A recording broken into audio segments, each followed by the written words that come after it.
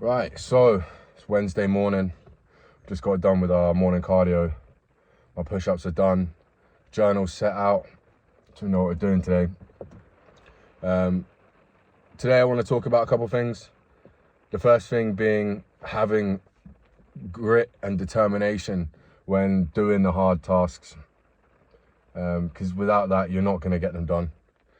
Even if it's like, I don't know, just a couple words of encouragement whilst you're doing it to yourself, whilst you're doing the tasks, a couple words of encouragement to yourself, that will spur you on, keep you going. For example, this morning, it's raining at the moment. I've just done my run and my left Achilles is like cramping up at the moment because I've been running so much.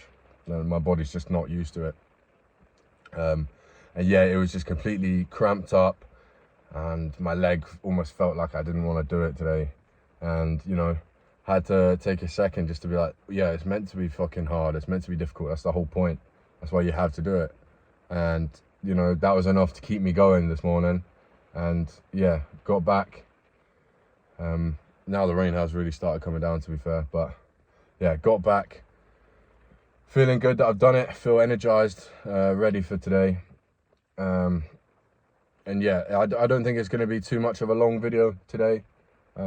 Just a reminder just to remain tough, basically, and just keep that resilience in mind. But yeah, the second thing I wanted to talk about this morning was using your income to buy assets rather than liabilities in order to increase your wealth. In the book Rich Dad Poor Dad by Robert Kiyosaki, he basically goes into explaining all of this in great detail, and I'd really recommend that book to anyone.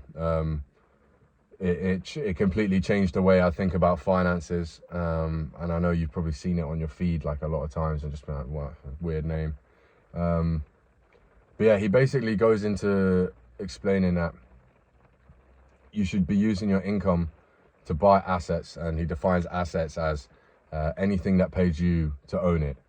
And obviously the theory is the more assets you own, the more income you gain from them. And over time, you no longer need your income to survive because you have so many assets. And then that's when you start building real wealth. He defines wealth in that book as the amount of time you can stay afloat from your assets without needing to work. And yeah, I think it's just it's quite a bit of common sense once you read it, and it does make a lot of things click.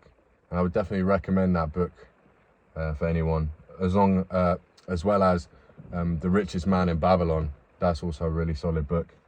It's more of a story, so I'd recommend listening to that as like an audiobook. You can just put it on whilst you're at the gym, whilst you're going for a run, whilst you're driving even.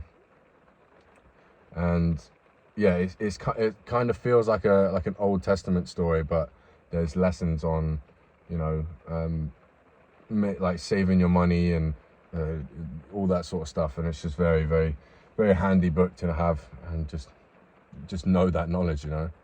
It kind of reinforces Rich Dad Poor Dad as well. It's just sort of written in an alternative way. But yeah, I'm not going to keep this on too long today. Is absolutely hammering it down, and I need to go inside, get a shower and stuff, start getting ready for work. But yeah, stay tough, stay consistent, and remain nothing like yesterday.